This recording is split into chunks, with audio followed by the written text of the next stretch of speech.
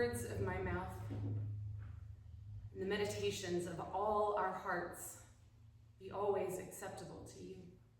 Amen. Amen. Please be seated.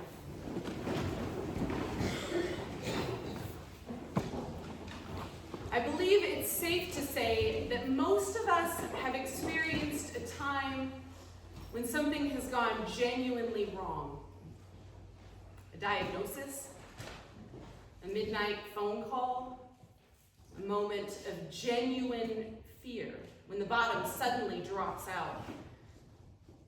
When that moment comes, and it comes for all of us at some point, we find ourselves reaching for someone or something. It may not be the most knowledgeable person or the most powerful. It may not be a person at all. But what we reach for in those moments reveals an instinct that is the most honest thing about us. It reveals more reliably than anything we might admit out loud what actually governs our hearts. Jesus in today's parable is not asking a theoretical question about shepherds and sheep. He's asking the most practical question of our lives. When things get hard, whose voice are we actually following? Every one of us is following something.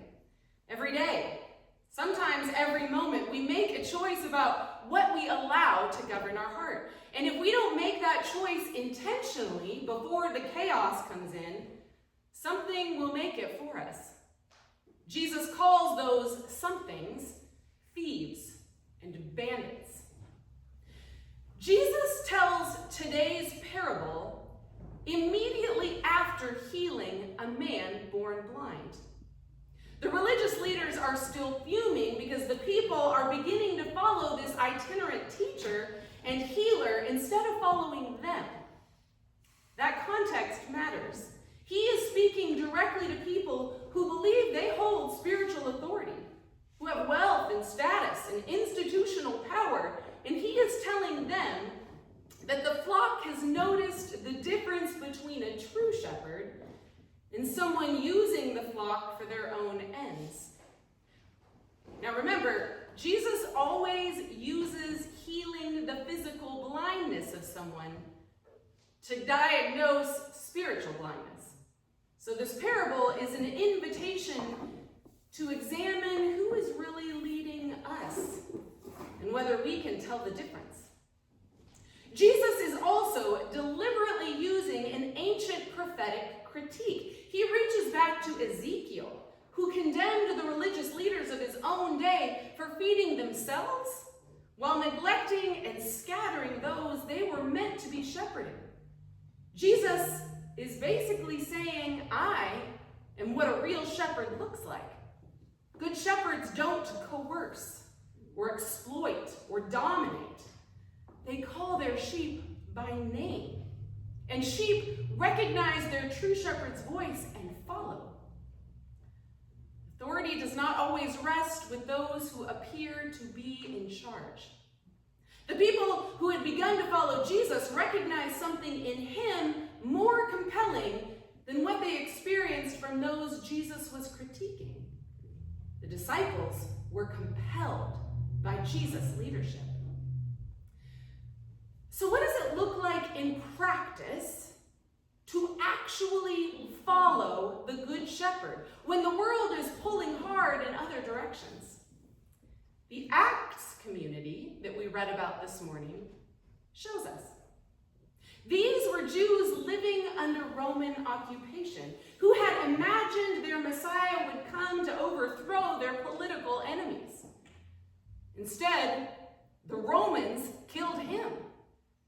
These disciples had every reason to be paralyzed by fear or consumed by rage. But they weren't. Rather, they were allowing their hearts to be governed, rather than allowing their hearts to be governed by Roman tyranny, they reoriented themselves entirely around the transcendent reality of Christ, their true shepherd.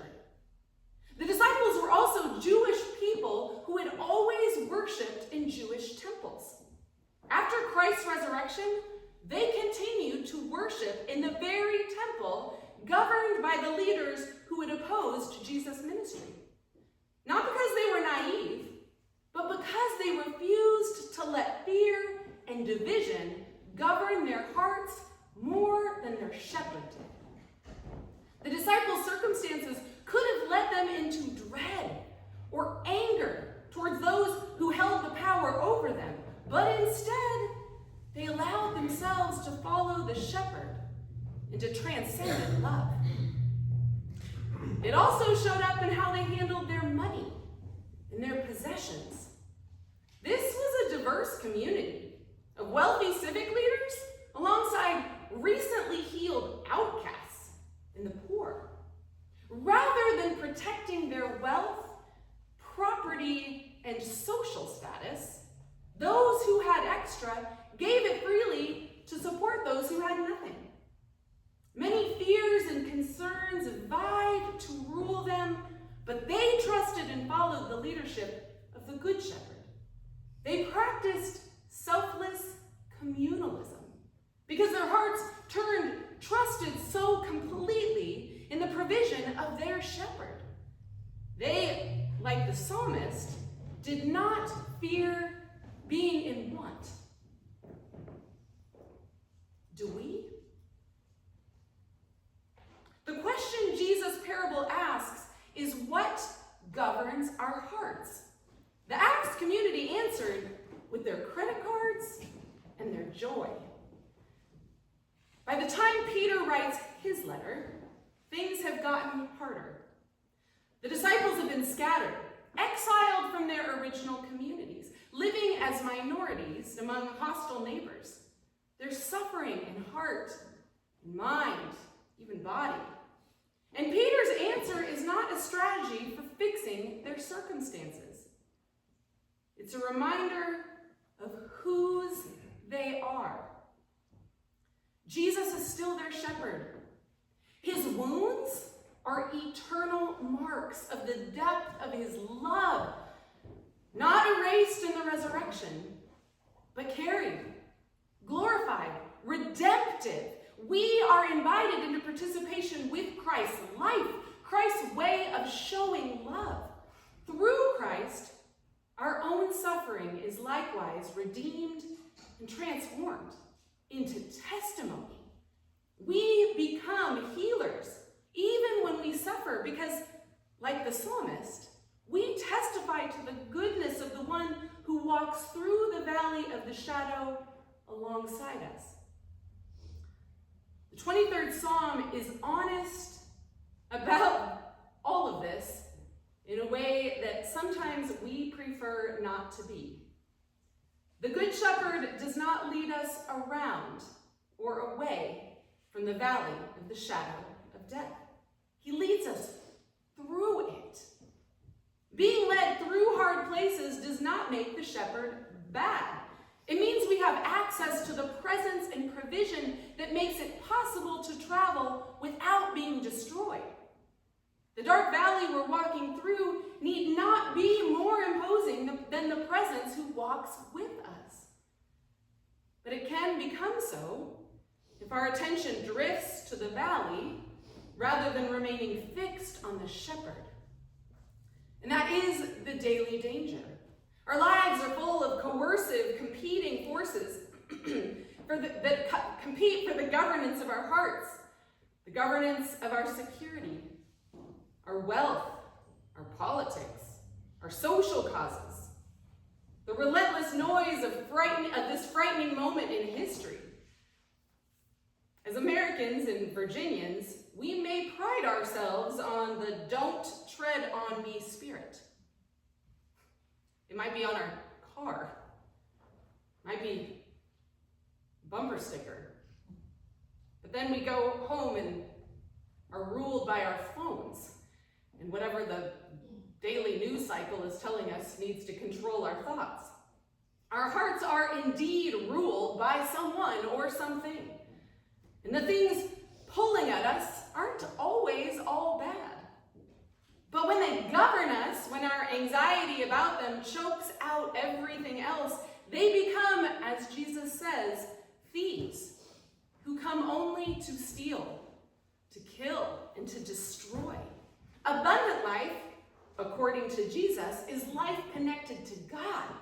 It is life that death cannot destroy.